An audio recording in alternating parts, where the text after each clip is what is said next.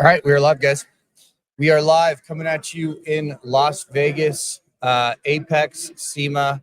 It is a hotbed of industry talent. It is where all of manufacturers, distributors, suppliers, our consumers come and meet every year. Some call it the aftermarket automotive parts Super Bowl. You can call it what you want. And one thing that certainly excites me every single year is the young talent in the industry, who's really kind of moving the needle. And from my perspective, I've been in this game a long time, and I don't know why I continually every year love it. We started the 2W podcast, and I don't know why I enjoy that, but I do. The market share we're seeing is moving, right? It's moving to different, manufacturers on how they approach product. I acutely have an interest in young companies and companies that think about the market share in maybe a different manner. And without further ado, Pacer Dynamics, we have welcome you guys to 2W podcast, man. I'm so happy for you guys to be here. Thanks for having us. Great to be here. Yeah. I know we've talked a lot.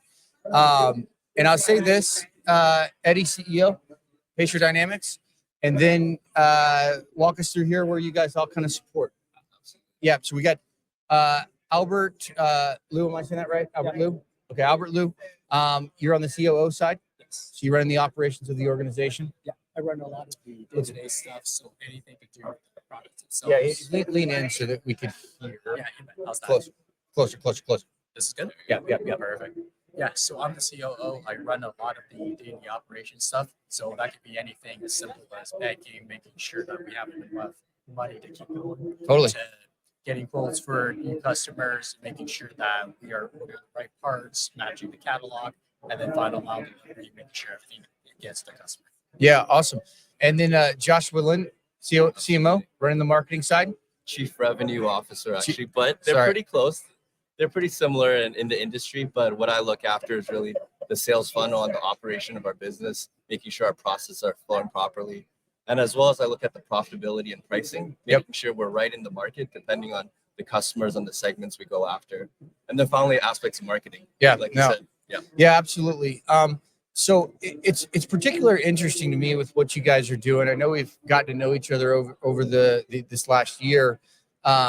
But Eddie, as we sit here in Vegas with AAPEX, this is where a lot of the things happen that kind of set up your year into 2025, and people kind of get introduced to new product offerings, new brands. Walk us through the vision of Pacer Dynamics. First off, what do you do? What's your market? What's your target? What are you guys doing as an organization? Absolutely. Thank you, Dean. So for us, we are rotor manufacturers. We are the manufacturer from China, expanding our business into Canada. Our goals for this year is to expand our product line into multiple distributors in the Canadian market. We'll speak more about it later today, but we understand that it's an underserved market. We see the Canadian market being a big opportunity for our product. And that's our focus this year. We really want to bring that product to market, not only in a way where we're selling, racing to the bottom on pricing, bringing quality product for customers that need our product. We understand there's issues with availability, supply chain, things like that. These are all problems that we're aiming to solve. So our vision at Pacer, we started 5 years ago. 3 friends, we had a vision. Albert's been my childhood friend for 20 years. Josh and I worked at a telecom company together. We had a vision to build a company together. And so the 3 of us got together in 2019, October. So it's our 5-year anniversary. And we said, hey, let's build this product together. We have our family business back in China. We're expanding it to the North American market. And we're excited, ready to go. This year, Josh and myself, we quit our full-time jobs and have really leaned into this industry.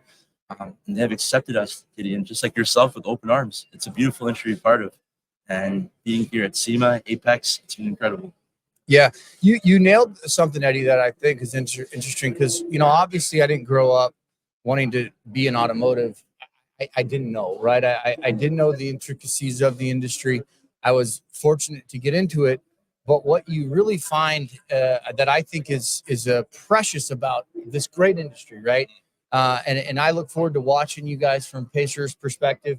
Obviously you guys are focused in the Canadian market. I think that's a great market, but watching you guys evolve and grow and develop, right? That's part of it. But one thing that I learned very quickly in the industry is when you engage it, this industry engages you back, right? It captures your your mission and energy and your focus. And it's an industry that I've worked in many industries. I'm sure you guys have as well. It's one that is very fulfilling, you know, and what we do. I mean, you watch transportation, right? You guys are a premier rotor manufacturer in the Canadian market. I think that's going to continue to grow. Hopefully, you're in the North American market. You could expand operations outside of that. But the first step is starting with one market, really kind of getting your footing in there. And I think you guys are kind of on that right path, and I think it's exciting nonetheless. Thank you, Gideon. That's our vision. Like when we started this project, we could say we didn't expect it to expand the way it has been. Yeah. But through our connection with people like yourself in the media and in the industry, we realized that there's a space for all of us. We're not trying to come in and take the pie away from anybody else. We're trying to expand that pie as a whole together.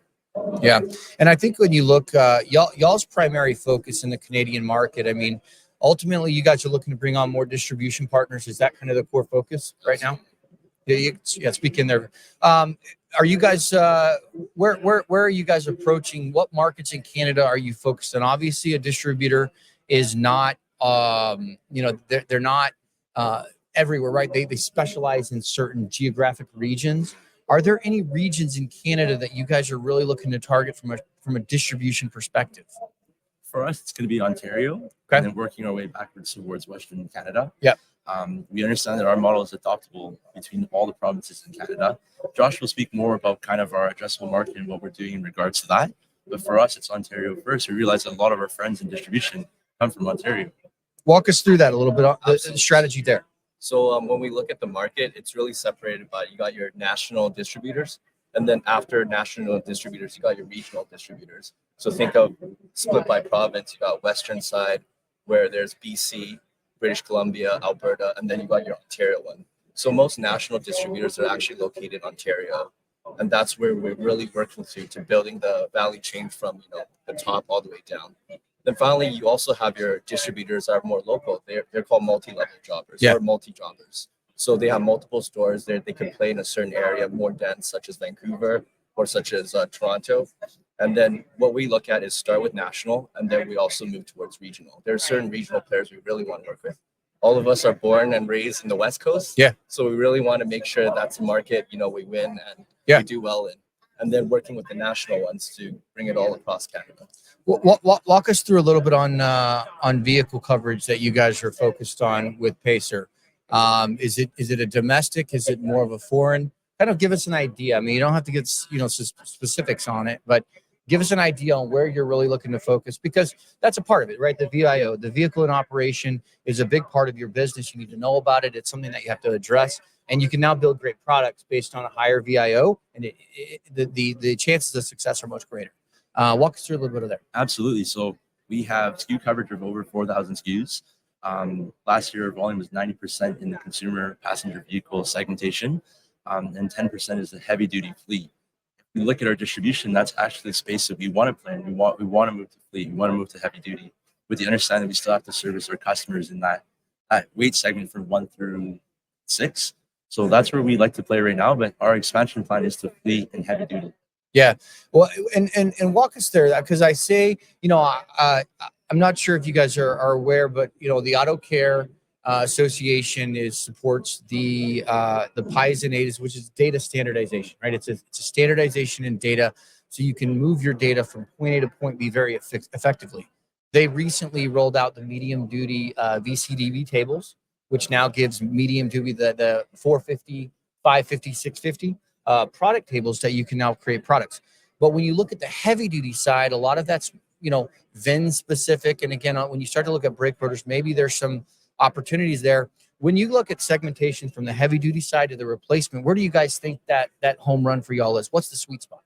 For us, we're looking at commercial trucking. For us, our factory, we already do rotors for Volvo, Mercedes-Benz. And so for us, we see a big opportunity where there's multiple axles on these vehicles that we can not only service, but help them create a more effective and efficient replacement plan. So for us, we're seeing all these trucking companies, they actually have to replace their products twice a year to realize how many axles do you have, multiply that by 2, and the amount of times that we have to help them actually replace that product. So for us, when we look at heavy duty, that's the opportunity there. They're going through a lot of products, and it's hard to find these products. They're not easily, really available off the shelf is something they have to custom order. And so for us, that's the path that we're looking on our roadmap. Is that, yeah, we're selling consumer vehicles right now, but to get to heavy duty, not only do we have to establish our supply chain, making sure we have availability of the products for them in the requirements they need. So we did some research on heavy duty, metal composition, tolerances for temperature, sandblasting, all these things. All these things we have to take into account. The beautiful thing is our factory's been open for 50 odd years. We've actually been doing OEM heavy duty, OEM bus manufacturing rotors. We've been doing that for many years. So our expansion plan to North America isn't net new development, more so understanding the market, understanding the needs, and developing our product offering that way. I think, and this is where I think you guys have quite a competitive advantage. There's a few things. You see legacy manufacturers that have been doing it for a long time. The connection and experience that you guys have in the manufacturing side of it. I'm a big fan of anytime you think of whatever you do, be remarkable, right? Be remarkable, and you treat that customer and that product is in a remarkable form. But when you get into manufacturing, I see a lot of mistakes from manufacturers that they just kind of willy-nilly just go out and select something, and they self-select in, and then they have a product, and then there's failure rates, and then but they don't really have a lot of control.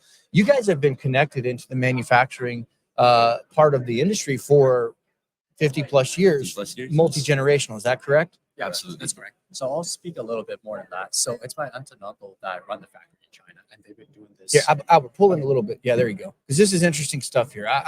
Yeah, we want to capture it all. Yeah, for sure. And in terms of being a rotor provider for the international market, they've done it for over 30 years. And to half their volumes go into the European market, which actually has they have the most stringent standards, right? So the fact that we've operated for over 30 years in the toughest market proves that we have a quality product. And not just that, they have so much experience that even though we're relatively new guys, when we need support, that family support is there instantly. Imagine if you're a middleman and you have some questions and you're emailing your counterparts in China. You send them an email during the day. It's their nighttime. They reply once during their daytime, and then you have to slow back and forth, right? Whereas we can make a call instantly, get everything sorted, all our questions answered in 30 minutes. And that family support is just, not everybody has that, right? And we're very grateful to have that. And we also have some financial backing in terms of, and then we can also budget the line a little bit. So all of that, not everybody has that. And that is one of our biggest advantages. That I think building a business is tough, right? I don't care if you're in automotive, it's tough. It takes grit and fortitude and perseverance. But when you have things that kind of can move the leverage points slightly in your favor, an experience in manufacturing, the family kind of relationships, multi-generational in this space, there's years of learning that you probably weren't even born to find out, right?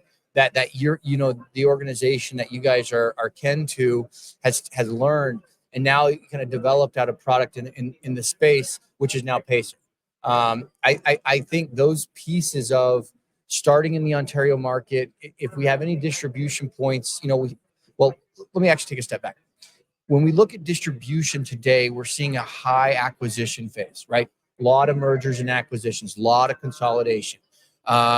We have, distributions that are heavily engaged in North America operations in the US, also having a presence in Canada, right? There's also independent. So I think when you look at it, starting out in a geographic presence and then expanding horizontally with best-in-class customer service, thinking about the product offering from maybe a younger perspective, right? The younger technician coming in the game, what are they after? What are they looking for? I think there's a great opportunity that you guys have, and it's really awesome to kind of watch it evolve year over year, and it'll be exciting to see, what the outcome ends up being. Thanks, Gideon. Yeah, absolutely. Where do you go from here? Outside of the rotors, what do we think the future is as we look ahead? I know it's hard to plan, 10 years down the road, but what's the ultimate vision that you guys are serving in the market outside of maybe only rotors? Is there an expansion plan there, or let's be really good at rotors? So for us, our roadmap looks kind of like this. We want to be really good at rotors, get really good at selling it in the North American market, and then look at product expansion as well. So we're thinking like brake pads. We understand calipers are high commodity good, hard to get. People want them. And then for us, it goes back to giving back to our community. Like we are part of the association, the AIA. Yeah, We I saw started that. with companies like Specialty Sales and Marketing.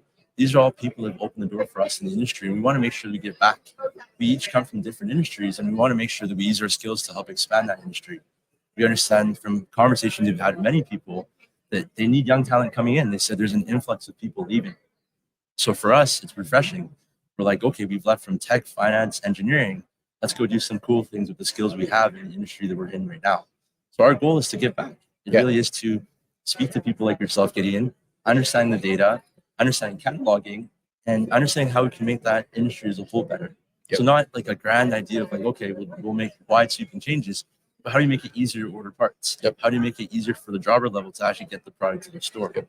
And so for us, not only do we have a commitment to quality, it's that promise that we're going to bring more to the industry as well, not to take away, but everything we've gotten from the industry, we want to give back tenfold. Yeah. I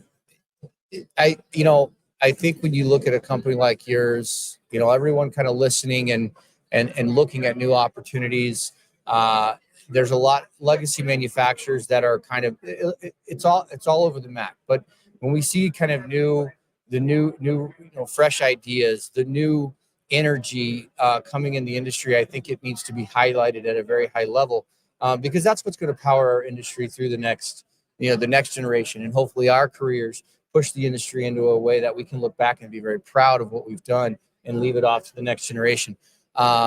Pacer Dynamics, open to distribution, right? I mean, if how can distributors are listening to this, they're interested in engaging with you guys, how best can they get in touch with you guys? Absolutely. So we have our LinkedIn. That's the best way to reach us.